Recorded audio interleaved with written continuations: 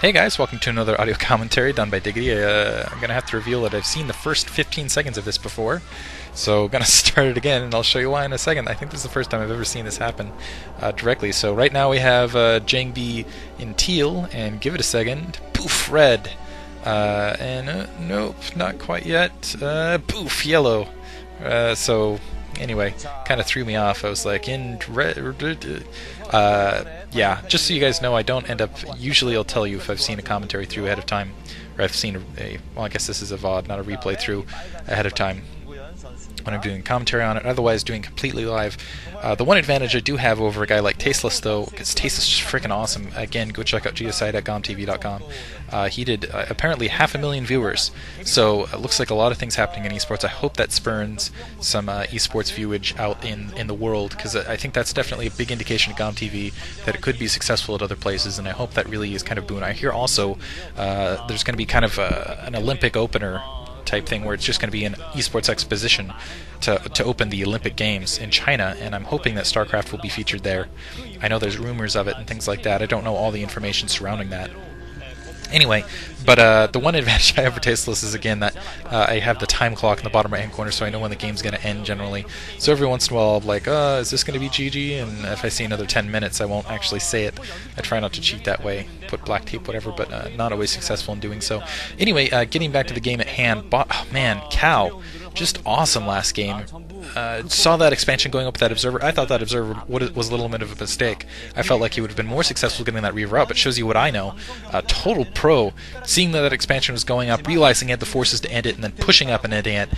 Just incredible. That was, I mean, really, that was kind of pro-level play that I expect out of these guys. And it looks like Kal thinking about another little bit of cheesy tech here, putting a pylon in the upper left-hand corner of the base, maybe putting it up there to think about Reavers early, maybe trying to throw Jangbi off. We'll see. Kind of crazy Samsung Kong hat getting pulled off because he got it on camera. Oh, by the way, people, I got an email from an inside source the other day.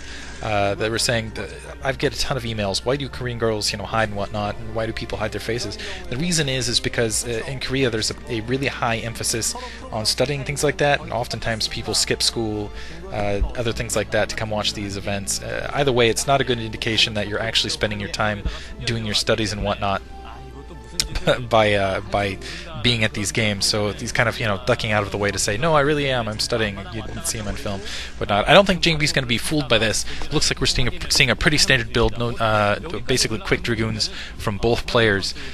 And we'll see if there's any variance past there. But yeah, man, that first game was awesome. Looks like Kal's going to send up an initial harass cell. Jangbi has that front door blocked off. I'm not sure if... I think Jangbi still I think Kal still has that probe in the back of Jangbi's base. It's hard to tell on this minimap.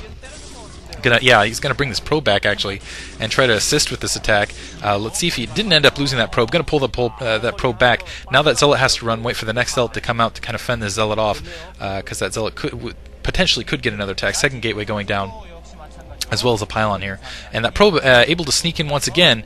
It doesn't look like it's going to get any information off, though, because that Dragoon, an excellent maneuver by Kal, turning that probe back at the exact last second, it looked like to me, to get it out of there without losing it. And it looks like actually Jangbi doing a fantastic job keeping that probe in the base. Man, it's so important getting information late game, and it looks like 2 gates going down. It looks like Jangbi hasn't put down a 3rd gate, so I'm just going to assume that he's going to go for a fast expansion.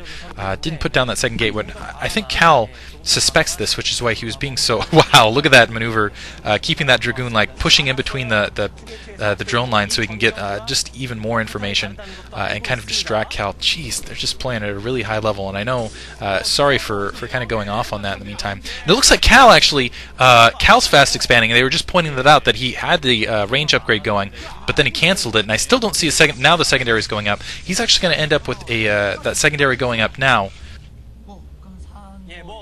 So basically, we got Kal going to be ahead with basically 2 gateways, 1 gateway over Jangbi. Shouldn't be that much of an influence, because I don't think Kal's going to press out now that he has now that he's putting up a secondary. We're probably going to see some sort of tech build And now range upgrading from Jangbi. We'll see if he decides to do some tech build on the side, though, because, again, he doesn't have that second gateway down, or he decides to do something else kind of cheesy in the meantime. Really quick, though, while I'm thinking about it, guys, go check out Combat.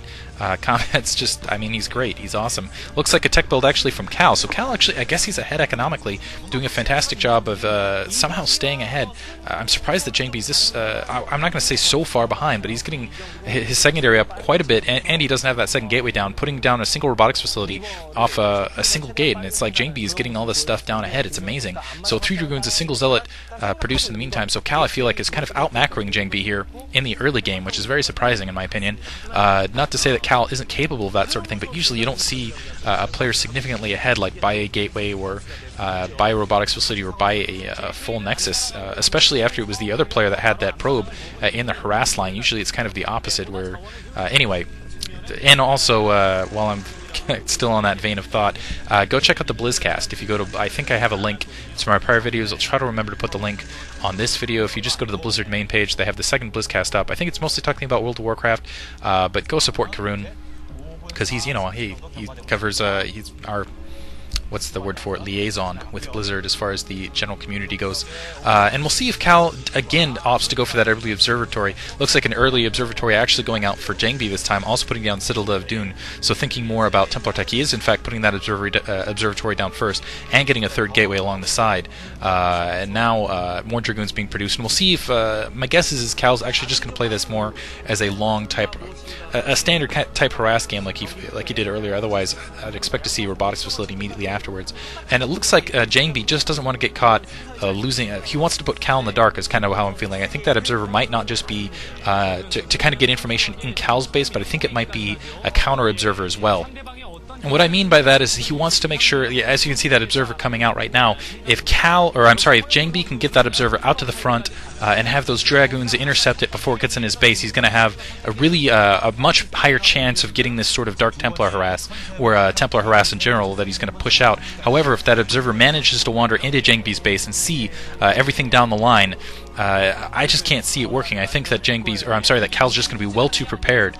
And as you can see, it looks actually like Jangbi now bringing his observer down, so he just sent that out. 3 more gateways going down for him, realizing that Kal that he was behind in gateways as well. And it looks like he's actually not even going to go for a drop. He's just going to produce High Templar, try to get Sidestorm, try to get the advantage as far as technological goes. And it looks like the exact opposite thing I was talking about happening in fact in Kal's base. Unfortunately, he's going to be able to take that observer out, but not before the damage is already done. And he might actually be able to sneak this out. It's going to be really close. Oh, just barely killed it. And even though that, as you can see, a little bit of frustration on Kal's face, Jangbi feeling very, almost a smirk on his face, almost a smirk. But it doesn't get the information that third expansion's going up.